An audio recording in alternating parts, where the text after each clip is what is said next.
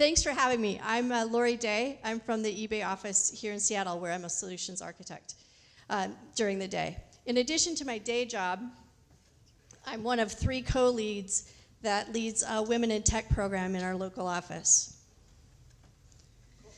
So there are many reasons why Women in Tech is so important these days, but I just wanted to share with you that there was a recent article by Forbes stating that the top performing Fortune 500 companies have 8% more women in them than the bottom 20% of the Fortune 500 companies.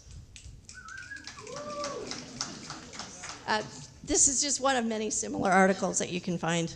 So how did we get started at eBay with our EWIT group? We have a EWIT program run out of the San Jose office, but it works very well for the large corporate culture down there in San Jose. Here, it didn't work that well for us. We have 350 people, 70 women, and what we wanted to do was design something from the ground up that worked for us, that worked for our culture. And instead of complaining about it, we did it. Literally, it was that easy. We got in a room one day and said, what are we going to do about it? The 3 women and I. The rest has been very, very empowering.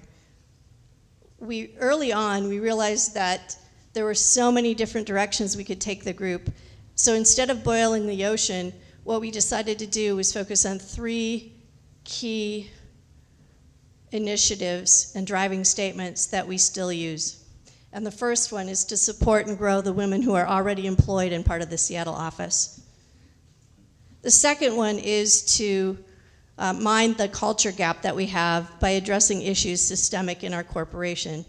So for us, that means we're taking steps to try and get women included on every single interview panel within the Seattle office. And this started at a grassroots effort as well. So we began by providing in-depth technical training to all of the women that wanted to attend it. The third and final statement that we use to guide what we do is to fix the pipeline so that more girls and women are interested and successful in working in technology.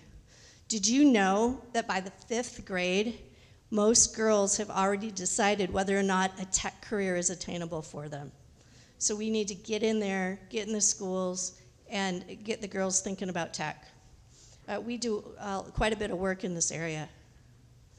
So one of the things that I would recommend as you move forward to do this, if you want to be successful, some of the things we've learned along the way, is share the workload. I'm co-leading this program with 2 other absolutely amazing women.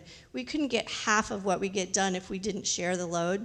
So if one of us is busy, the other one can take up the slack, and it helps a great deal. So if you want to have a lot of people attend your events, you really need to have food. Seriously.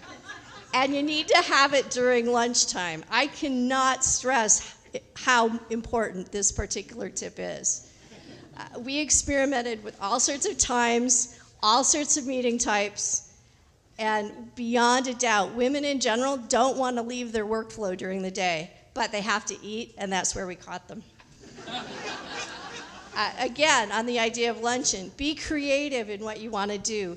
We started something we call the New Women's Lunch. And here's how it works.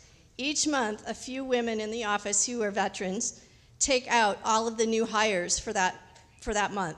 And it works like a dream. So you've got 2 women that don't necessarily know each other who network and get to know each other, and then they take the new employees out to lunch who get them in the pipeline and excited about what's going on in the office. It's amazing.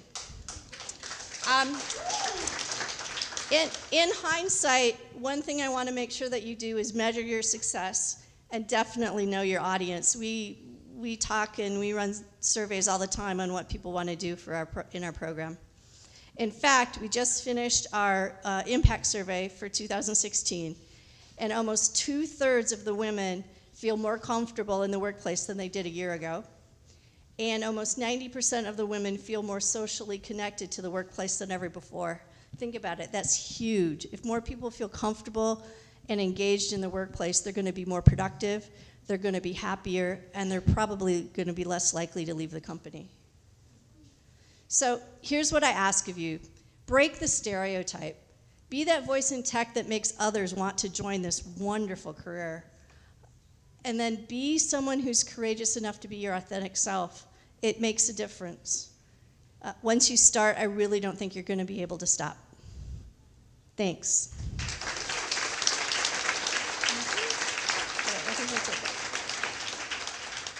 And I have tons more that I could have put in here about what we've done, but I had a 5-minute limit. So if anybody wants to specifics or ideas, it's been amazing. We started on our own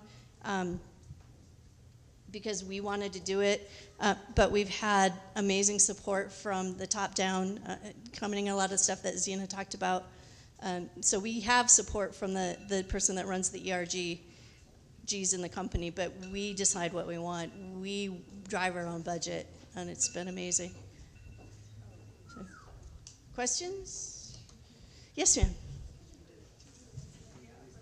I'm sorry, can you speak up?